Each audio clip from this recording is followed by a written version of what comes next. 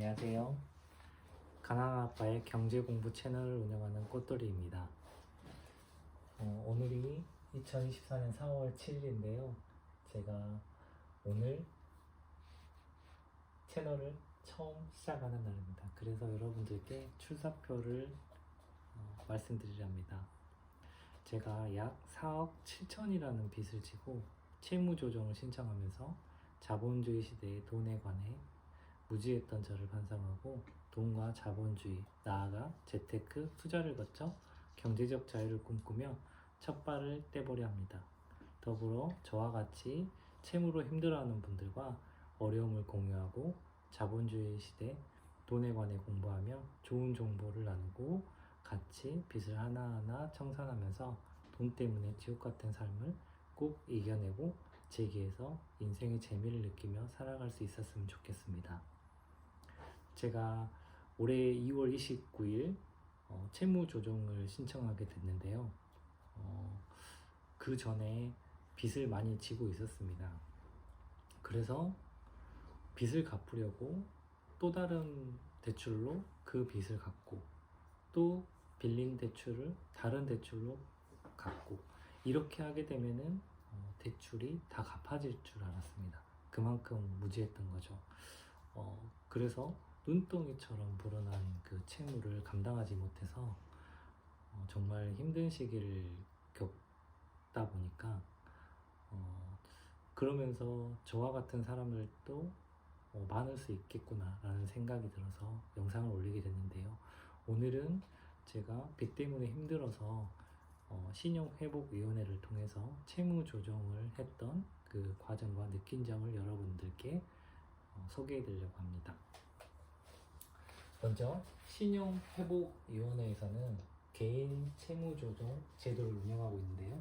이 제도는 빚이 너무 많아서 정상적으로 상환하기 힘든 어려운 분들 대상으로 기한 연장이라든가 분할 상환, 이자율 조정, 상환유예, 채무 감면의 혜택을 주는 제도입니다. 저 같은 경우는 다중채무를 지고 있지만 연체일수는 하루도 없었습니다. 이 채무 감면 같은 경우는 연체일이 90일이 넘어가면은 채무 감면 혜택을 받을 수 있는데 사실 여기까지 가게 되면은 굉장히 힘든 분들이라고 생각이 들고요. 그렇지만 그럼에도 이 혜택을 받아보시는 게 좋으실 것 같습니다. 저는 연체일이 없기 때문에 기한 연장, 분할 상환, 이자율 조정을 혜택을 받았는데요. 기간 연장은 최장 10년까지 받을 수 있고요. 저도 10년을 받게 됐습니다. 보통 은행권에서 대출을 받게 되면 3년 또는 5년 이렇게 원금이자 상환을 하게 될 건데 이자율이 높은 것 같은 경우는 원금과 이자를 한꺼번에 갚는 거를 10년 동안 늘려서 갚아 나가기 때문에 달달이 들어가는 그 빚을 갚아나는 그 비용은 줄어들 거라고 생각이 됩니다.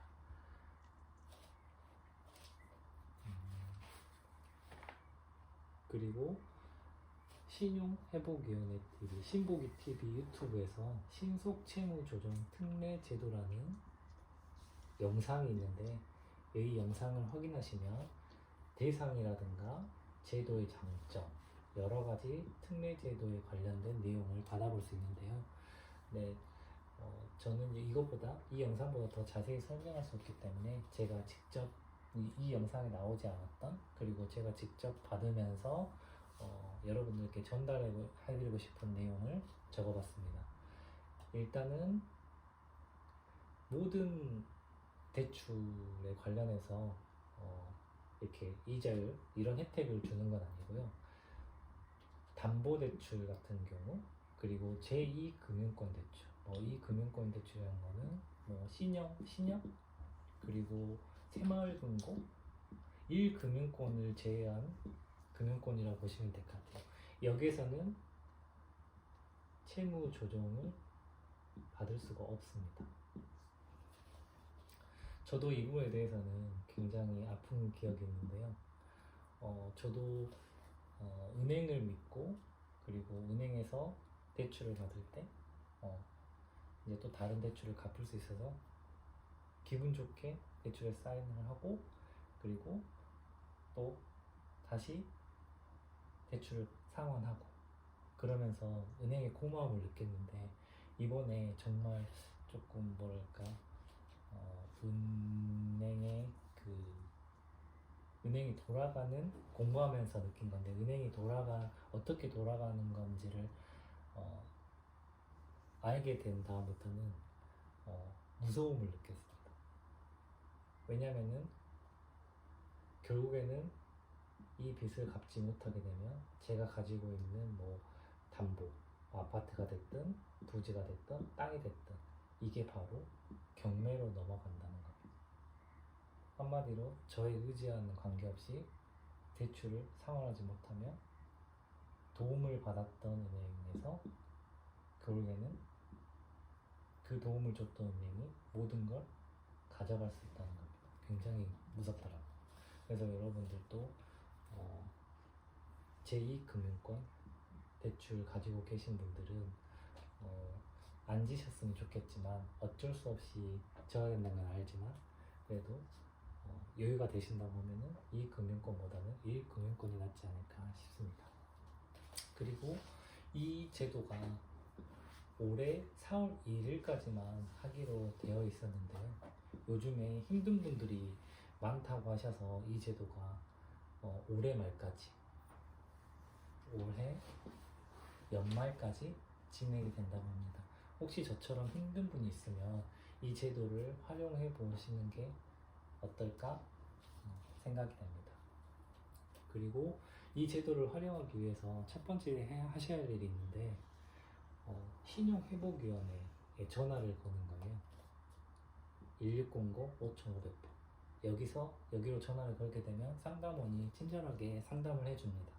대상이 맞는다고 하면 그 지역 신용회복위원회 살고 계시는 지역 가까운 곳에 예약을 도와드립니다. 그러면 거기서 상담을 받으시면 되고요. 상담을 받으실 때 필요한 서류가 있는데 이거는 정말 공통해서 신분증은 꼭 지참하셔야 되고요. 사업자가 있으신 분들 사업자 등록증을 가져가시면 되고 일반 근로자라고 하신다고 하면은 원천징수 영수증 즉 연말정산 자료를 가져가시면 됩니다. 그리고 그 외에도 있더라고요. 뭐 실업자, 무급휴직자, 폐업자 이분들은 신용회복위원회 사이트에 들어가셔서 확인하시면 될 것 같습니다. 그리고 신청 비용이 5만 원이 있다고 했는데 아마 이 특례제도를 운영하면서 이 비용이 없어진 것 같아요. 저도 5만 원을 내진 않았거든요. 그냥 가서 상담받고 바로 진행을 했습니다. 그리고 이걸 신청할 때 주의하실 점이 꼭 있는데요. 신용카드 사용이 신청 다음 날부터 되지 않습니다. 이거 정말 중요합니다. 그리고 마이너스 통장을 가지고 계신 분들은 이 통장 계좌도 폐쇄됩니다. 그리고 신규 대출 어렵습니다. 이 세 개 때문에 사실은 힘들어하시는 분들이 많으니까 저 또한 아마 이것 때문에 고민을 많이 했던 것 같아요. 그리고 장점이 있는데 추심이 즉시 중단됩니다. 저 같은 경우는 11개 다중채무를 지고 있어서 정말 하루에도 뭐 이제 법적으로 채권자들이 2번밖에 연락을 할 수 없다고 해요. 근데 제가 만약에 계속 채무를 갚지 못하고 있다고 생각하면 11군데서 총 22번의 문자나 전화가 올 걸 생각하면 끔찍합니다. 이게 바로 중단이 됩니다. 장점이고요. 그리고 신청을 하게 되면 2개월을 3개월 동안 진행이 되는데 저는 이 3개월 동안 지금 가지고 있는 11개 채무, 원금, 이자를 상환할 줄 알았는데 그 기간 동안에는 이런 상환의 의무가 없어집니다. 채권 추심도 오지 않고요. 그래서 2개월에서 3개월 동안은 일단은 열심히 모아둔 돈으로 확정이 되는 순간 그때부터 갚아 나가시면 됩니다. 제가 지금 하고 있는 그 신청 절차인데요. 일단 아까 제가 말씀드렸던 상담을 먼저 받으시고 상담을 받으시면 접수가 진행이 됩니다. 그리고 각 이렇게 11개 줬던 채권 기간에 접수가 통지되고 그리고 심사 동의를 합니다. 이분들이 채무 조정을 하는 데 있어서 동의를 해주는지, 만약에 동의가 이루어지지 않는다고 하면은 뭐 대의 변제라고 있는데 새출발 기금, 보증기간 자체적으로 채무 조정을 해서 진행이 된다고 합니다. 그러니까 가지고 있는 채무가 신청을 해놓은 채무 중에 11개가 거의 모두 승인이 된다고 보시면 될 것 같아요. 근데 아직 저도 여기까지밖에 오지 않아서 합의서 체결까지는 아직 안 와서 아마 근데 그 상담원이 친절하게 아주 친절하게 상담해 주셨는데 아마 모두가 될 거라고 걱정 말고 기다려 보시라고 하시더라고요. 정말 저한테는 신락 같은 희망이었는데 좀 숨통이 트이는 기분이었습니다. 이렇게 해서 마무리가 아직은 되지 않았지만 이런 절차를 통해서 신속 채무 조정이 진행되게 됩니다. 그리고 이제 제가 신청했던 분 과정은 여기서 마치고 2월 29일부터 그 신청을 하고 이제 사실은 국밥집에서 소주 한잔 했습니다. 그러면서 이제 도대체 내가 이제 뭘 해야 될까 이렇게 갈 때까지 갔는데 이제 내가 할 수 있는 게 뭘까 고민을 많이 하게 됐습니다. 근데 정말 우습게도 채무자였던 제가 자본가를 꿈꾸고 있더라고요. 그래서 그때부터 책을 지금까지 뭐 하루에 한 권, 뭐 일주일에 뭐 하루에 한 권을 못 읽더라도 일주일에 뭐 적어도 5권 이렇게 읽기 시작했어요. 그래서 뭐 정말 짧은 지식이지만 자본가가 돼보고 싶어서 이제 그 과정을 간단하게 소개 한번 해드리려고 합니다. 부자 아빠, 가난한 아빠에서는 이렇게 표현되어 있더라고요. ESBI. E는 employee. 뭐 이게 한마디로 노동자죠. 그리고 이건 self employed. 자영업자, 전문직. 이거는 빅 비즈니스, 사업가. 이거는 인베스터, 투자가, 즉 자본가더라고요. 근데 저는 사실 지금 이 단계도 아닌 것 같아요. 그냥 채무자일 뿐이에요. 빚쟁이. 그래서 일단 채무자에서 벗어나서 저는 지금 사실 자영업을 하고 있는데 일을 건너뛰고 지금 S에 있긴 합니다. 근데 아직 2단계이기 때문에 여기 있다고 볼 수는 없는 거겠죠. 그래서 일단은 이렇게 간략하게 적어봤는데 돈 먼저 공부해야 될 것 같더라고요. 빚, 나의 채무, 나의 자산은 얼마인가, 이거 굉장히 중요하다고 하더라고요. 근데 저도 느낀 건데 빚이 많다 보니까 들여다보기 싫은 거예요. 이거를 나의 채무, 자산을. 왜냐면 나의 자산은 곧 빚 갚는 데 쓸 거니까. 늘 벌면 다시 채무 갚는 데 쓰고, 그래서 다람쥐 쳇바퀴 돌듯이 벌면 나가고 벌면 나가고 늘 거의 통장의 잔고는 0이라고 보면 될 것 같아요. 그리고 대출 금리 엄청 중요합니다. 금리를 모르시면 안 될 것 같아요. 돈에 있어서 중요한 게 금리. 있으신 분들은 금리 때문에 돈을 벌지만 없으신 분들은 이 금리 때문에 힘들어합니다. 대출 금리. 많게는 뭐 최고 법정 금리가 정확히는 모르겠는데 20%를 넘어가진 않죠. 거의 대부분 최고 높으면 19.8% 이렇게 될 거예요. 뭐 현금 서비스라든가 뭐 이게 어디야? 저기 이금융권 대출 말고 뭐 디지털 뱅크라든가 뭐 이런 것들 갑자기 생각이 안 나는데, 그리고 매달 갚아야 될 돈들 얼마인지, 고정 비용이 얼마인지 이거를 먼저 아셔야 될 것 같아요. 정말 부끄럽지만 저도 너무 들여다보니까 너무 창피하더라고요. 어떻게 살았을까? 그래서 여기까지 왔구나. 너무 부끄러웠어요. 지금도 뭐 부끄럽지만 그래도 지금은 마음이 단단해져서 열심히 하고 있습니다. 그리고 재테크 그 다음에 재테크인데, 이 재테크는 종잣돈을, 시드머니를 마련하기 위한 과정인데요. 저축, 여기서 중요한 게 저축이더라고요.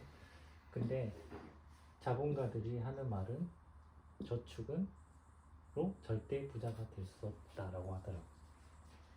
이거에 대해서 뭐 의견은 분분하겠지만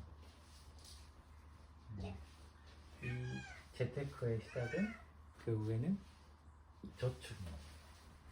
저축을 해서 시드머니를 마련해야 되고, 이 시드머니로 투자를 하는 건데, 이 시드머니를 마련하기 위해서는 소비를 줄이기보다는 거의 안 쓰기.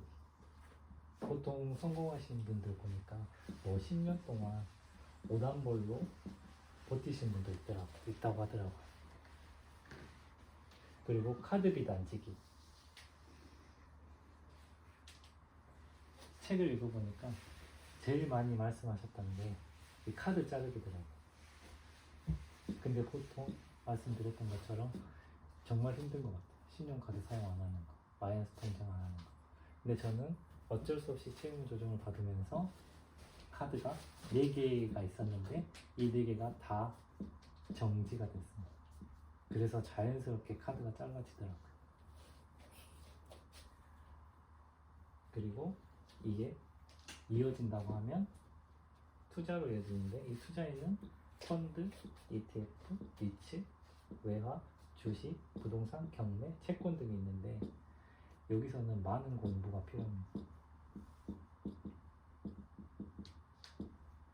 보통 성공하시는 분들 말씀을 들어보니까 이 과정 중에서, 재테크하는 과정 중에서 공부를 하면서, 투자 공부를 하면서 10년, 많게는 10년, 그리고 짧게는 3년부터 준비를 해서 이 모아온 정잣돈으로 조금씩 투자를 하기 시작하셨다고 합니다. 근데 이 투자를 함으로써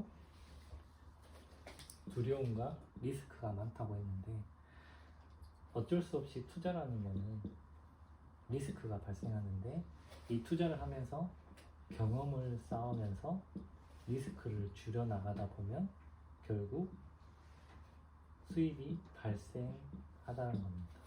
아직 저도 여기까지 가보지 않아서 잘 모르겠지만 저도 한번 시작해보려고 합니다. 그리고 자본가들은 가장 여러분들이, 저도 뭐 마찬가지고 아실만한 분인데, 워런 버핏. 이 워런 버핏이 56년 동안 투자하면서 281만%의 수익률을 냈다고 합니다. 근데 연은 최고 20%? 이게 누적되면서 복리로 여기까지 왔다는 겁니다. 근데 워런 버핏이 한 말이 있습니다. 원칙. 돈을 잃지 않는 투자를 해야 한다. 그리고 두 번째 원칙은 원칙 1을 지키는 것이다. 그만큼 리스크에 관해서 굉장히 신경을 쓰고 있다는 얘기더라고요. 돈을 잃지 않을 수 없습니다. 투자라는 건. 다른 투자로 잃었던 돈을 메꿀 수 있는, 자본가만이 할 수 있는 두려움을 이김으로써 수익을 극대화하는 것. 첫 방송이라 부족한 점이 많았지만 오늘은 여기까지만 하겠습니다. 그리고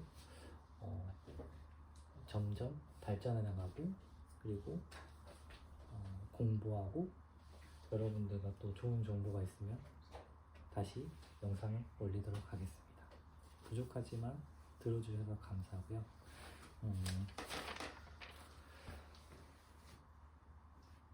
더 발전된 모습으로 찾아뵙겠습니다. 고맙습니다.